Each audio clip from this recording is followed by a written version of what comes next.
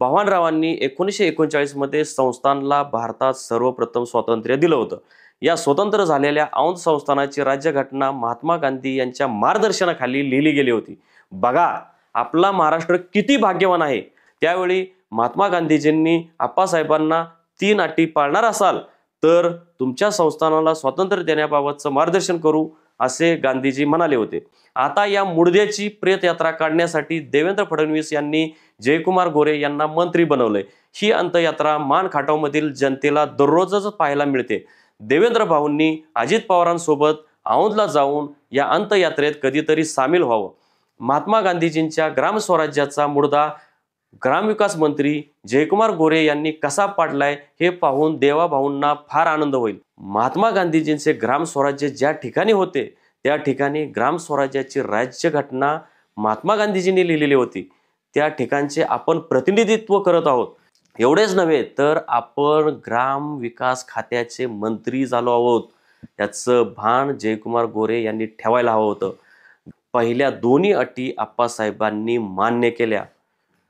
एका राजपुत्राने, लक्षात घ्या तो राजपुत्र आहे मनुष्य, तो कोणी साधा सुद्धा नाही। एका राजपुत्राने या अटी मान्य करून साधे राहण्याचा निर्णय घेतला। राजेशाही थाट, आपण आपल्यामध्ये म्हण आहे राजेशाही थाट, तर हा राजेशाही थाट सोडणे म्हणजे किती अवघड काम असेल याची कल्पना आताच्या मंत्री व आमदारांनी जरूर करावी। पहिल्या दोन्ही अटी सध्याच्या कोणत्याच आमदार मंत्र्यांना पाळणे शक्य नाही। म्हणजे ते आप्पासाहेब पंतप्रतिनिधी यांनीच त्या अटी पाळू जाणे। महात्मा गांधीजींच्या कर्तृत्वाने पावन झालेल्या या भूमीत जयकुमार गोरेंनी निर्माण केलेले वाल्मिक कराड तिथल्या सामान्य लोकांना तंगड तोडेपर्यंत बदलून काढतात। या वाल्मिक कराडांना अक्षय सोनवणेसारखे बिंडोक पोलीस अधिकारी वाचवण्यासाठी आटोकाट प्रयत्न करतात। महात्मा गांधीजींचा दूरदृष्टिकोन बघा। भविष्यात जयकुमार गोरे सारखा मनुष्य निर्माण होऊ शकतो याचे अत्यंत अचूक भाकीत गांधीजींनी 1938 सालीच व्यक्त केलेले आहे। औंध हे शिवाजी महाराजांच्या शौर्याचे प्रतीक आहे। औंध येथे महात्मा गांधीजींनी ग्रामस्वराज्य संकल्पनेची मुहूर्तमेढ रोवली होती। बव्हाणराव पंतप्रतिनिधी यांनी स्वतः, त्यांच्या पूर्वजांनी आणि त्यांच्या उत्तराधिकाऱ्यांनी औंधमध्ये सुसंस्कृतपणा, लोकशाहीची मूल्ये, माणूसपण टिकवण्यासाठी अहोरात्र मेहनत घेतली होती। पण जयकुमार गोरे यांनी या औंध संस्थान व मान खाटावमध्ये दहशत, हिंसा, दमदाटी यांचा आधार घेत शिवराय, महात्मा गांधी व पंतप्रतिनिधी यांच्या कार्याचं वाटोळं करून टाकले। नमस्कार, लय भारीमध्ये आपल्या सगळ्यांचं स्वागत। या व्हिडिओमध्ये आपण चर्चा करणार आहोत आपले राष्ट्रपिता महात्मा गांधी यांच्या थोर कार्याविषयी। महात्मा गांधी यांनी आपल्या महाराष्ट्रातील एका खेड्यामध्ये फार मोठं कार्य करून ठेवलंय। या कार्यामुळे भारतात स्वातंत्र्याची पहिली ठिणगी पडली होती। पण महात्मा गांधीजींच्या या महान कार्याचा खून एका नतद्रष्ट माणसाने केलाय। हा माणूस सध्या राज्यात महत्त्वाच्या कॅबिनेट मंत्रिपदावर आहे। हा माणूस मुख्यमंत्री देवेंद्र फडणवीस यांचा अत्यंत लाडका आहे। या लाडक्या मंत्र्यांना महात्मा गांधीजींच्या महान कार्याचा खून केलाय। या लाडक्या मंत्र्याचं नाव आहे जयकुमार गोरे। जयकुमार गोरे हे ग्रामविकास मंत्री आहेत। पण ग्रामविकास मंत्र्यानंच गांधीजींच्या ग्राम स्वराज्य या संकल्पनेच्या अक्षरशः चिंधड्या उडवून टाकल्यात। महात्मा गांधीजींची ही ग्राम स्वराज्य संकल्पना ज्या ठिकाणी राबवली गेली त्याच ठिकाणी जयकुमार गोरे आणि त्यांच्या चमच्यांनी महात्मा गांधीजींच्या थोर कार्याचा मुडदा पाडलाय। एवढंच नव्हे तर त्या परिसरात जयकुमार गोरे यांनी आणि त्यांच्या चमच्यांनी बीडपेक्षाही भयानक असा पॅटर्न राबवलेला आहे। महात्मा गांधीजींचं थोर कार्य ऐकण्यासाठी थोडं पेशन्स ठेवून व कानात प्राण आणून हा व्हिडिओ शेवटपर्यंत बघा। व्हिडिओ संपेपर्यंत तुम्ही जागचे हलू सुद्धा नका। हा व्हिडिओ ऐकल्यानंतर गांधीजी किती महान होते व त्यांच्याकडे किती मोठी दूरदृष्टी होते ते तुम्हाला समजल्याशिवाय राहणार नाही। खरं तर हा व्हिडिओ बनवण्यासाठी मला शेखर पाटोळे नावाच्या व्यक्तीनं प्रेरणा दिली। हे शेखर पाटोळे मंत्री जयकुमार गोरे यांचे मार्गदर्शक आहेत। आपल्या मंत्र्याविषयी लय भारी न्यूज या आमच्या चॅनलवर सतत काही ना काही प्रसिद्ध होत राहिले पाहिजे असा आग्रह खुद्द जयकुमार गोरे यांचा आणि त्यांच्या सोशल मीडिया टीमचा आणि शेखर पाटोळे यांच्यासारख्या दारू पिऊन कुठेही लोळत पडणाऱ्या कार्यकर्त्याचा आणि जयकुमार गोरेंनी पोचलेल्या राजेंद्र कुमार जगदाळे यांच्यासारख्या अंधभक्तांचा आहे। या सगळ्यांचा आदर करून मी हा व्हिडिओ बनवायला घेतलाय। जयकुमार गोरे यांच्याकडे वाल्मिक कराड यांच्या आदर्शावर काम करणारे भरपूर कार्यकर्ते आहेत। यातील शेखर पाटोळे या कार्यकर्त्याने तर मला तुडवायला पाहिजे असा इशारा दिलाय। शेखर पाटोळे व त्याच्या गुंडांकडून तुडवून घेण्यासाठी मी सुद्धा आतुर आहे। या कधी तुडवायला येता येते? आम्हाला तर असे फक्त इशारेच मिळतात, पण महात्मा गांधीजींच्या कर्तृत्वाने पावन झालेल्या या भूमीत जयकुमार गोरेंनी निर्माण केलेले वाल्मिक कराड तिथल्या सामान्य लोकांना तंगड तोडेपर्यंत बदलून काढतात। या वाल्मिक कराडांना अक्षय सोनवणेसारखे बिनडोक पोलीस अधिकारी वाचवण्यासाठी आटोकाट प्रयत्न करतात। अक्षय सोनवणे, बिराजदार यांच्यासारखे पोलीस अधिकारी मान खटाव मतदारसंघातील आधुनिक वाल्मिक कराडांचे तारणार आहेत। चर्चा पुढे नेण्या अगोदर तुम्ही हा व्हिडिओ थोडा पॉज करा आणि आमचा लय भारी न्यूज हा चॅनल यूट्यूब, फेसबुक पेज व इंस्टाग्रामवर सबस्क्राईब, फॉलो व लाईक करा अशी आमची आपणास विनंती आहे। आनंदाची बाब म्हणजे आमच्या या यूट्यूब चॅनलचे सबस्क्रायबर्स 1 लाखाच्या जवळ पोहोचले आहेत। तुम्ही जर हा व्हिडिओ सबस्क्राईब केलात तर आम्ही 1 लाखाचा आकडा लवकरच क्रॉस करू। सगळ्यांनीच सबस्क्राईब केला तर आम्ही 10 लाखाच्या वर सुद्धा लवकरच जाऊ। त्यामुळे माझी विनंती आहे की तुम्ही आमचा चॅनल सबस्क्राईब करा। चला तर आपण आता मूळ मुद्द्यावर येऊ। सध्या मी मुलका वेगळा राजा हे खूप महत्त्वाचं असं पुस्तक वाचतोय। देशातील प्रत्येक नागरिकानं हे पुस्तक वाचलं पाहिजे। औंधचा राजा भवानराव पंतप्रतिनिधी यांच्याविषयी हे पुस्तक आहे। भवानरावांनी 1939 मध्ये संस्थानला भारतात सर्वप्रथम स्वातंत्र्य दिलं होतं। या स्वतंत्र झालेल्या औंध संस्थानाची राज्यघटना महात्मा गांधी यांच्या मार्गदर्शनाखाली लिहिली गेली होती।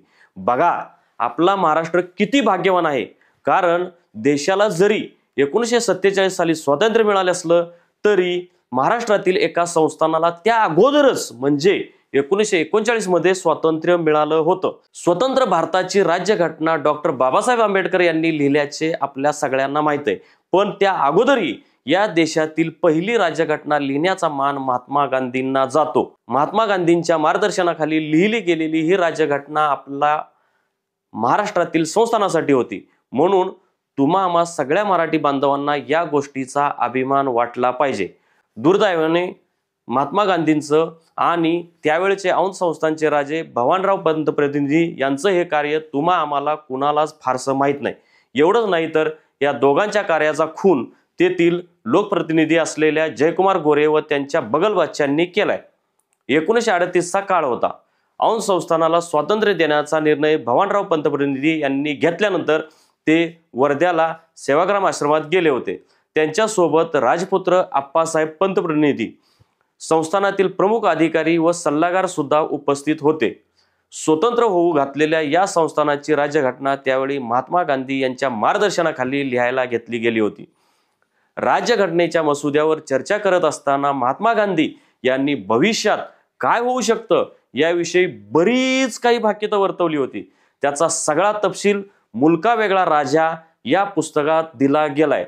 पुस्तकाचे लेखक खुद्द राजपुत्र आप्पासाहेब पंतप्रतिनिधी हे आहेत। महात्मा गांधी म्हणतात, म्हणजे ह्या पुस्तकात महात्मा गांधी म्हणतात, धंदेवाईक आणि सत्ता संपत्ती करता केलं जाणारं राजकारण व अहंकारी राजकारणी उत्तम राज्यव्यवस्थेत असू नयेत। शिक्षण, शिक्षक व समाजाची सेवा हेच व्रत ज्यांचे आहे असे कार्यकर्ते तयार झाले पाहिजेत। इथं लक्षात घ्या, गांधीजींनी त्याच वेळी म्हणजे 80-90 वर्षांपूर्वी धंदेवाईक, सत्ता संपत्तीसाठी हापापलेले राजकारणी, अहंकारी राजकारणी यांच्याविषयी भीती व्यक्त केली होती।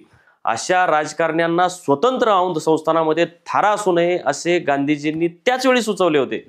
नंतर भवानराव पंतप्रतिनिधी यांनी त्याचे तंतोतंत पालन केले, पण आताची परिस्थिती अशी आहे की गांधीजींनी ज्या राजकारण्यांविषयी भीती व्यक्त केली होती नेमक्या त्याच राजकारण्यांची म्हणजे जयकुमार गोरे यांची सत्ता औंध ह्या संस्थानात आहे। हे संस्थान ज्या मानखटाव मतदारसंघात येते त्या ठिकाणी त्यांनी अगदी हैदोस घातलेला आहे। महात्माजी पुढे म्हणतात की व्यक्तीची किंवा व्यक्तीच्या एखाद्या दुसऱ्या गटाची सुधारणा होईल तर समाजात निश्चित विकृती व संघर्ष होणार। गावात टगे लोक व वकील लोक भांडण लावतात व आपापली घरे बांधतात। महात्मा गांधीजींचा दूरदृष्टिकोन बघा। भविष्यात जयकुमार गोरेसारखा मनुष्य निर्माण होऊ शकतो याचे अत्यंत अचूक भाकीत गांधीजींनी 1938 सालीच व्यक्त केलेले आहे. औंध येथील मतदारसंघात जयकुमार गोरे या एकाच व्यक्तीचं प्राबल्य व दहशत आहे. त्यांनी गावागावात टगे निर्माण केले आहेत. गावागावात होत असलेले बंधारे, रस्ते, पाणी योजना अशा कामांसाठी जनहिताच्या नावाखाली सरकारी फंड आणला जातो. अधिकारी जयकुमार गोरे व गावटगे एकत्र मिळून थातूरमातूर कामे करतात. त्यातून मिळणाऱ्या पैशातून स्वतःची घरे भरतात. पापातून पैसे मिळवलेल्या या लोकांनी औंध व मान खटावमधील गांधीजींचे ग्रामस्वराज्य मोडीत काढले, किंबहुना या ग्रामस्वराज्याचा मुडदा पाडलाय. तिथं एकाच गटाच्या विकृतीनं थैमान घातलंय. गांधीजींनी वकिलांविषयी सुद्धा नकारात्मक भावना व्यक्त केली. मान खटावमधील सध्याची स्थिती बघितली तर काही वकील मंडळी चांगली आहेत, तर काही वकील मंडळींसाठी महात्मा गांधींनी व्यक्त केलेली भावना चपकल बसते. आता वकिलांनीच स्वतःचे आत्मपरीक्षण करून आपण लोकांमध्ये भांडणे लावून स्वतःचीच घरे भरतो का हे ठरवावे. गांधीजी असे म्हणतात की मत देणं ही एक मोठी जबाबदारी आहे. जबाबदारी ही काही तपश्चर्येशिवाय फुकट मिळाली तर त्याची किंमत वाटत नाही.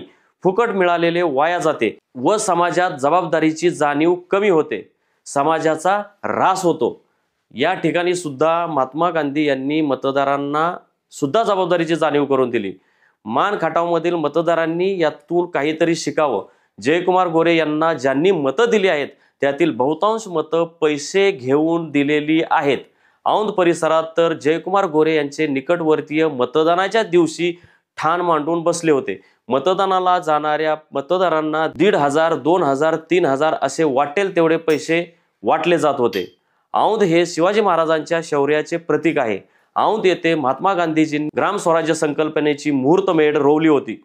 भगवानराव पंतप्रतिनिधी यांनी स्वतः, त्यांच्या पूर्वजांनी आणि त्यांच्या उत्तराधिकाऱ्यांनी औंधमध्ये सुसंस्कृतपणा, लोकशाहीची मूल्ये, माणूसपण टिकवण्यासाठी अहोरात्र मेहनत घेतली होती. पण जयकुमार गोरे यांनी या औंध संस्थान व मान खटावमध्ये दहशत, हिंसा, दमदाटी यांचा आधार घेत शिवराय, महात्मा गांधी व पंतप्रतिनिधी यांच्या कार्याचं वाटोळ करून टाकले. किंबहुना औंध संस्थानाची गौरवशाली परंपरा मोडीत काढण्यासाठीच ते लोकप्रतिनिधी झालेत की काय असे वाटावे इतकी गंभीर परिस्थिती आहे. एवढंच नाही तर जयकुमार गोरे यांनी पंतप्रतिनिधी यांच्या उत्तराधिकाऱ्यांवर खालच्या पातळीवर जाऊन टीका करण्याची सुद्धा किमया केलेली आहे. भगवानराव पंतप्रतिनिधी हे महात्मा गांधी यांना चर्चेच्या दुसऱ्या फेरीच्या वेळी भेटले होते. पहिल्या फेरीमध्ये राजपुत्र आप्पासाहेब पंतप्रतिनिधी व त्यांचा सल्लागार मित्र मॉरिस व अन्य काही अधिकारी भेटायला गेले होते. या पहिल्या फेरीच्या वेळी आम्ही औंध संस्थानाला स्वातंत्र्य देऊ इच्छितो, आपले मार्गदर्शन हवे अशी विनंती आप्पासाहेबांनी महात्मा गांधीजींना केली होती. त्यावेळी महात्मा गांधीजींनी आप्पासाहेबांना 3 अटी पाळणार असाल तर तुमच्या संस्थानाला स्वातंत्र्य देण्याबाबतचं मार्गदर्शन करू असे गांधीजी म्हणाले होते. पहिली अट काय होती बघूया आपण. औंधची खेडी सोडून 10 वर्षे दुसरे कुठेही जायचे नाही. शहरात राहावयाचे नाही. औंध बाहेर प्रवास फक्त वर्षातून दोनच वेळा करायचा व तोही अगदी जरुरीचं असेल तर. आता दुसरी अट बघू. औंधमध्ये तुझे कार्य चालू आहे तोपर्यंत स्वतःच्या हाताने सूत कातून त्याचाच कपडा वापरायचा, दुसरा कपडा विकत घ्यायचा नाही. तसेच औंधमधील जनता जे खाऊ किंवा वापरू शकत नाही ते खायचं नाही, ते वापरायचं नाही. म्हणजे जनता जे खाऊ शकते किंवा जे काय ज्या गोष्टींचा वापर करू शकते तेच साहित्य किंवा त्याच गोष्टीचा वापर राजपुत्राने करायचा. स्वतःवर महिना 50 रुपयांपेक्षा जास्त खर्च करायचा नाही. त्यात टूथपेस्ट, ब्रश वगैरे सगळं आलं. म्हणजे बघा किती बारकाईनं सूचना केलेल्या आहे महात्मा गांधीजींनी. लग्न केलं तर महिना 100 रुपये खर्च करायचा आणि अगदी जरुरी शिवाय मोटार वापरायची नाही. इथं मी परत एकदा सांगतो, अगदी जरुरी शिवाय मोटार वापरायची नाही. मोटार वापरायची नाही हे मी वारंवार बोलतोय कारण मी पुढं त्यावर काहीतरी सांगणार आहे. तिसरी अट.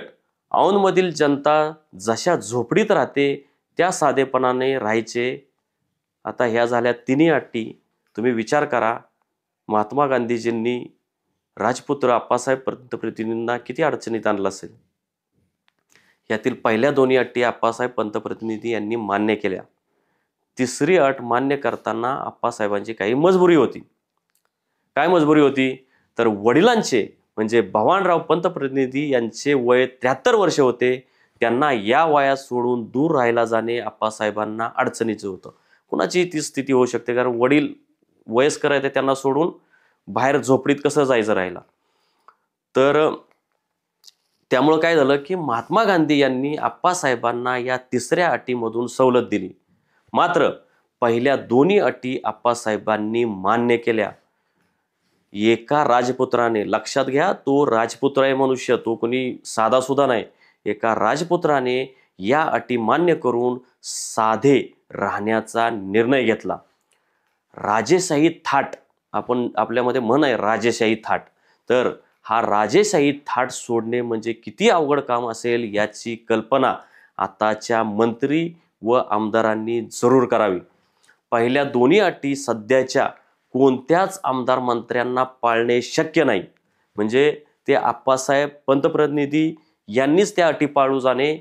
परंतु ह्या अटी आताचे ज्यांना लोकांनी निवडून दिलेलं आहे ती मंडळी या सुद्धा अटी पाळू शकत नाही.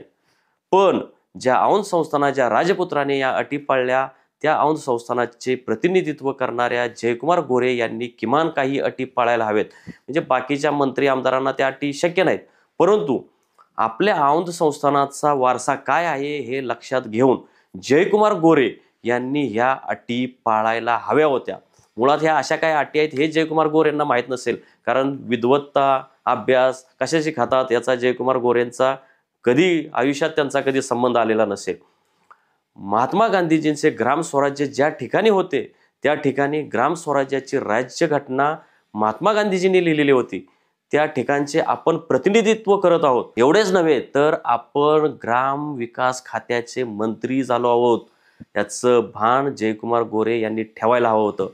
ग्राम विकास मंत्रीपदाची सूत्र हाती घेण्या अगोदर या जयकुमार गोरेंनी आपल्याच मतदारसंघातील ग्राम स्वराज्य, मी नेटाने बोलतोय, ग्राम स्वराज्य संकल्पनेचा अभ्यास करायला होता. पण जयकुमार गोरेंनी तो तसा अभ्यास केलेला नाही. महात्मा गांधीजींनी ज्या अनेक अटी घातल्या होत्या त्यात मोटारीचा फार वापर करू नका, म्हणजे गरज असेल तरच मोटारीचा वापर करा, अशी अट औंधचे राजपुत्र आप्पासाहेबांना घातलेली होती. आणि ही अट आप्पासाहेबांनी सुद्धा मान्य केलेली होती. जयकुमार गोरे मंत्रिपदाचा कसा वापर करतात ते आता आपण पाहूयात. मंत्री होऊन जयकुमार गोरे यांना जेमतेम 3च महिने झालेले आहेत. मंत्री होताच जयकुमार गोरे यांच्या बुडाखाली साधारण 4 कोटी रुपयांची लेक्सस ही गाडी आली. इतकी महागडी गाडी मुख्यमंत्री देवेंद्र फडणवीस सुद्धा कदाचित वापरत नसावेत, आणि वापरत असतील तर ती शासनाची असेल. पण स्वतःच्या किंवा कुणीतरी दिलेल्या भाडोत्री ठेकेदाराने दिलेली गाडी मुख्यमंत्री वापरत असतील असं मला वाटत नाही. तेवढी नीतिमूल्य देवेंद्र फडणवीस जपतात ही मी तुम्हाला खात्रीनं सांगू शकतो. उपमुख्यमंत्री एकनाथ शिंदे या एकमेव मंत्र्यांकडे, म्हणजे जे काही आता राज्यात मंत्री आहेत 42-43, त्यापैकी उपमुख्यमंत्री एकनाथ शिंदे यांच्याकडेच ही लेक्सस नावाची महागडी गाडी आहे. आणि दुसरे जयकुमार गोरे हे असे मंत्री आहेत की आता त्यांच्याकडे सुद्धा ही महागडी लेक्सस गाडी आलेली आहे. जयकुमार गोरे यांना ही महागडी लेक्सस गाडी कुणी भेट म्हणून दिली याची खमंग चर्चा आता ग्रामविकास विभागात सुरू झालेली आहे, मंत्रालयात सुद्धा सुरू झाली आहे. ही गाडी भेट देणारा तो महापुरुष ठेकेदार कोण आहे याचं नाव लोक आता शोधू लागलेले आहेत. आम्हालाही सांगा फोन करून की ही गाडी कुठल्या ठेकेदाराने दिलेली आहे. तसं आम्हाला नाव कळलेलं आहे, परंतु ते वरवरच आहेत. पण खात्रीलायक नाव जर त्या ठेकेदाराचं जर आम्हाला मिळालं तर ते नाव सुद्धा आम्ही लवकरच जाहीर करू. जयकुमार गोरे यांच्याकडे डिपेंडर नावाची सुद्धा 2.5 कोटी रुपयांची दुसरी गाडी आहे. एवढंच नाही तर आणखी किमान 5-6 गाड्या म्हणजे फॉर्च्युनर वगैरे यासारख्या जयकुमार गोरेंकडे आहेत. मानखाटामध्ये उचलून जे पाणी आणलं गेले त्या पाण्याच्या लाभातून जयकुमार गोरे यांना अनेक लाभ मिळालेले आहेत. त्यातीलच 2.5 कोटीची ही डिपेंडर गाडी आहे. अशा बऱ्याच गाड्या त्यांच्याकडे आहेत. त्यांच्या एका गाडीने 6 महिन्यांपूर्वी 2 निष्पाप तरुणांचा बळी घेतला होता. त्या दुर्दैवी कुटुंबाला न्याय देण्याऐवजी पोलीस अधिकारी असलेले अक्षय सोनवणे हे मंत्री जयकुमार गोरे यांचे कुत्र्याप्रमाणे तळवे चाटतात. जयकुमार गोरे यांच्या एका गुंड कार्यकर्त्यानं बिदाल येथील एका निष्पाप तरुणाला लोखंडी रॉडने पाय मोडेपर्यंत मारहाण केली होती. त्या तरुणालाही पोलीस अधिकारी अक्षय सोनवणे यांनी न्याय दिलेला नाही. जयकुमार गोरे यांचे तळवे चाटणे हा माझा जन्मसिद्ध हक्क आहे आणि तो मी मिळवणारच, हे या अक्षय सोनवणे यांचे ब्रीदवाक्य आहे. अंगावर कपडे पोलिसांची असली तरी जयकुमार गोरे यांचे ते अनवरस खाजगी नोकर आहेत.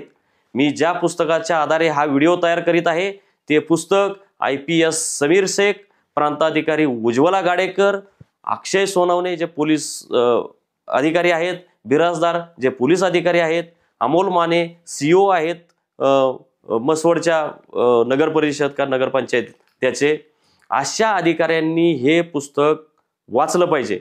हे पुस्तक वाचल्यानंतर महात्मा गांधींनी अधिकाऱ्यांविषयी काय मत व्यक्त केलं होतं ते सुद्धा त्यांना कळेल. भारताला स्वातंत्र्य मिळवून देणाऱ्या महापुरुषांच्या कार्याला काळीमा फासण्याचे काम आपण कशा पद्धतीने करत आहोत हे या मी उल्लेख केलेल्या अधिकाऱ्यांना समजल्याशिवाय राहणार नाही. तर आता पुढे चलूया. आलिशान गाड्या फिरवण्याचा फाजीलपणा मंत्र्यांनी करू नये. गाड्यांच्या माध्यमातून मंत्र्यांनी श्रीमंती थाट दाखवू नये यासाठी पंतप्रधान नरेंद्र मोदी यांनी मंत्र्यांच्या गाडीवरील लाल दिवे उतरवले होते. पण नरेंद्र मोदींच्या या आदर्शाला जयकुमार गोरे उर्फ बोक्या भाऊ यांनी हरताळ फासलाय. महाराष्ट्र सरकारमध्ये कदाचित मुख्यमंत्र्यांकडे नसेल इतकी महागडी गाडी एका ठेकेदारांकडून घेऊन जयकुमार गोरे यांनी कमरेचं सोडून डोक्याला बांधलंय. याच पुस्तकात पत्रकारांसंदर्भात सुद्धा एक महत्त्वाचा मुद्दा आलेला आहे. पुण्यातील एक संपादक औंध संस्थानावर सतत टीका करायचे. त्यावर भवानराव पंतप्रतिनिधींनी थोडीशी कल्पकता दाखवली. त्यांनी या संपादकांची नियुक्ती संस्थांच्या कौन्सिलवर केली होती. कौन्सिलच्या बैठकांमध्ये संपादक साहेब बोलायला उभे राहिले की अधिकारी घामाघूम व्हायचे. संस्थांमधील चुकीच्या गोष्टी, गैरप्रकार यावर ते झोड उठवायचे. खर्चावर बोलायचे. राजपुत्र, राजकन्या यांच्या कपड्यांवर होणाऱ्या खर्चांपासून वाटेल त्या मुद्द्यांवर ते संस्थानाला सोलून काढायचे. संपादक महोदयांनी उपस्थित केलेल्या प्रत्येक मुद्द्यावर अधिकाऱ्यांना उत्तर द्यावं लागायचं. ही उत्तरं देताना त्यांची भंभेरी उडायची. हा सगळा प्रकार भवानराव पंतप्रतिनिधी यांच्या समोरच व्हायचा, परंतु त्यांना मात्र याचा फार आनंद व्हायचा. आपल्या संस्थानात लोकशाही सुरू होते याचा त्यांना आनंद वाटत होता. लोकांनी आमच्यावर टीका केली पाहिजे अशी खुद्द भवानराव पंतप्रतिनिधी यांचीच अपेक्षा होती. परंतु जयकुमार गोरे पत्रकारांना कशी वागणूक देतात यावर एखाद्या विद्यापीठाने संशोधन केले पाहिजे. आता ते कशी वागणूक देतात पत्रकारांना हा मी तुम्हाला माझाच अनुभव सांगतो. पत्रकारांनी टीका करू नये म्हणून जयकुमार गोरे यांनी पत्रकारांसाठी पाकिट संस्कृती सुरू केलेली आहे. एका कार्यक्रमाचे वार्तांकन केले की ते पत्रकारांना 2000 रुपये देतात. पैशाची पोच म्हणून ते वाउचरवर पत्रकारांची स्वाक्षरी सुद्धा घेतात. पत्रकार सुद्धा इमाने इतबारे त्यावर सही करतात. आता हा जो प्रकार आहे मी यापूर्वी एका व्हिडिओमध्ये सांगितला होता, त्यामुळे त्यांनी जयकुमार गोरेंनी आता वाउचर देणं किंवा वाउचरवर सह्या करून घेणं पत्रकारांकडनं हे बंद केलेलं आहे. बरेच स्वाभिमानी पत्रकार पाकिटं घेत नाहीत. काही जण मजबुरीमुळे घेतात. जे पत्रकार पाकिटे घेतात त्या पत्रकारांना आदर्शवादी पत्रकार, जनतेचं कल्याण करणारे पत्रकार म्हणून जयकुमार गोरे आपल्या सोशल मीडियामार्फत सर्टिफिकेट वाटत फिरतात. चांगले व वाईट पत्रकार कोण ही ठरवण्याची जबाबदारी मानखाटावमधील गावठगे, माफिया हे पार पाडत असतात. खरं तर कुठलाच चांगला पत्रकार जयकुमार गोरे यांच्या वळचणीला सुद्धा जाणार नाही. परंतु जे जयकुमार गोरेंचे तळी उचलतात ते पत्रकार चांगले असं सर्टिफिकेट कोण देतं तर जयकुमार गोरेंची माफिया गँग ही सर्टिफिकेट देत असतात. चांगले पत्रकार मात्र या जयकुमार गोरेंपासून 4 हात लांब राहतात. जयकुमार गोरेंच्या पाकिटांना भिरकावून देतात. जयकुमार गोरेंच्या ताटाखालचं मांजर होत नाहीत. अशा निष्ठावान पत्रकारांविषयी जयकुमार गोरे आणि त्यांची सोशल मीडियाची टीम पेड न्यूज पत्रकार म्हणून हाकाटी पेटतात. म्हणजे जो माणूस खऱ्या अर्थाने पेड न्यूज प्रकार करत नाहीत त्यालाच ते पेड न्यूज पत्रकार म्हणून ठरवून टाकतात. का तर जो जयकुमार गोरेंच्या विरोधात जो बोलतो, जो लिहितो, तो पेड न्यूज पत्रकार, आणि जो पैसे घेऊन जयकुमार गोरेंच्या विषयी चांगलं लिहितो, तो आदर्शवादी पत्रकार. असं तत्वज्ञान ह्या जयकुमार गोरे आणि त्यांच्या गुंड माफिया कार्यकर्त्यांचं आहे. या चांगल्या पत्रकारांना त्यांचे गुंड कार्यकर्ते फोन करून धमक्या देतात. वार्तांकन करायला गेल्यानंतर किरण जाधव सारख्या वाळू माफियाने माझ्यावरच हल्ला केला होता, तरी मी त्याला डबकलो नव्हतो. हा इलेक्शन काळातला हा प्रकार आहे. आपणास माहीत असेल की ज्येष्ठ पत्रकार कैलासवासी आचार्य अत्रे यांनी भवानराव पंतप्रतिनिधी यांच्यावर टीका करणारा साष्टांग नमस्कार नावाचा चित्रपट की नाटक काढलं होतं. पण भवानराव पंतप्रतिनिधींनी कधीही आचार्य अत्रेंना पेड न्यूज पत्रकार, भुरटा पत्रकार, पैसे खाऊ पत्रकार अशा शब्दात कधीही हिणवलं नाही. जयकुमार गोरे यांनी पत्रकारांवर टीका करण्यासाठी सोशल मीडियाची खास टीम नेमलेली आहे. जयकुमार गोरे यांच्यावर टीका केली की ही टीम कमरेखालच्या शब्दात वार करायला सुरुवात करते, पित्त पत्रकारिता म्हणून हिणवते. पत्रकारांवर वेश्या व्यवसायासाठी प्रसिद्ध असलेल्या बुधवार पेठेचा उल्लेख करून चिखलफेक केली जाते. मंत्री महोदयांनी एका महिलेला स्वतःचाच नागडा फोटो पाठवला होता.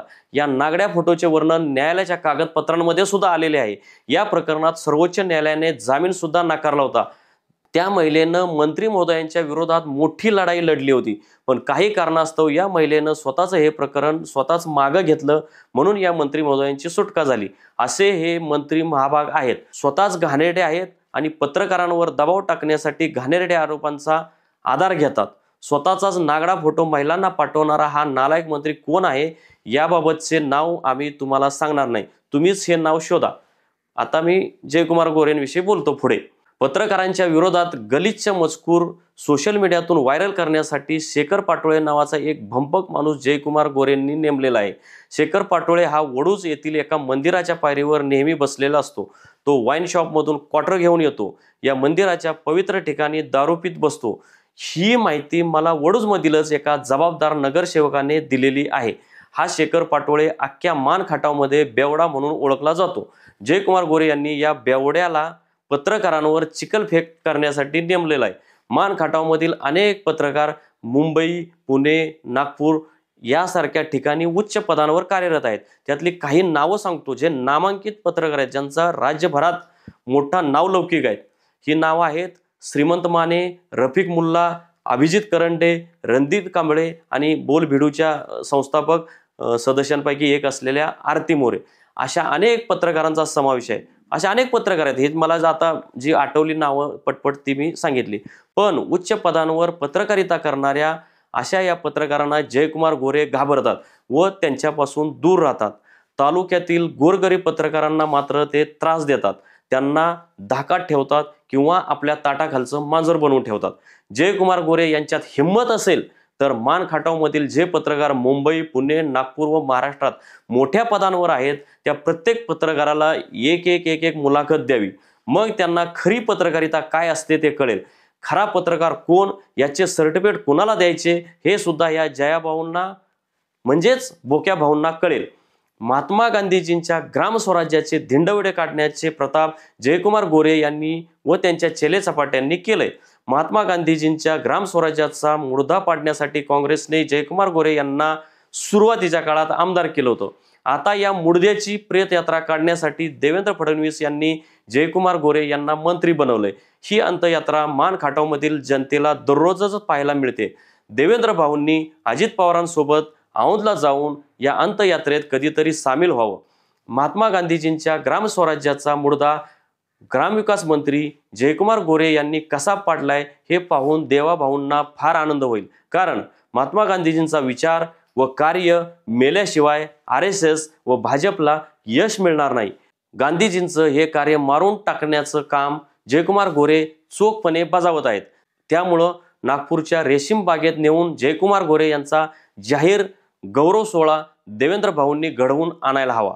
खरं तर पंतप्रतिनिधी यांचं कार्य इतकं मोठं आहे की जयकुमार गोरेंनीच नव्हे तर नरेंद्र मोदींपासून देवेंद्र फडणवीसांपर्यंतच्या सगळ्या राज्यकर्त्यांनी त्यांचा आदर्श घ्यायला हवा. पंतप्रतिनिधी हे ब्राह्मण होते. एका ब्राह्मण महापुरुषाचं कर्तृत्व झाकाळून गेलेलं आहे. हे कर्तृत्व उजागर करण्याची किमया देवेंद्र फडणवीसांनी जर केली तर त्यांच्यावरील अनाजी पंतांचा शिक्का पुसला जाईल. त्याऐवजी औंधच्या पंतांचा चांगला शिक्का देवेंद्र भाऊंवर बसेल. पंतप्रतिनिधी यांच्या कार्याची महती सांगणारे मी बरेच व्हिडिओ करणार आहे.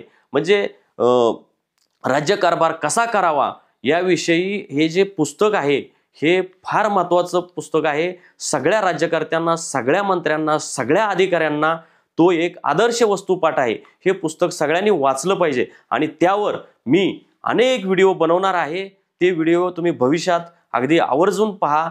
आणि आता मात्र मी येथेच थांबतो. धन्यवाद.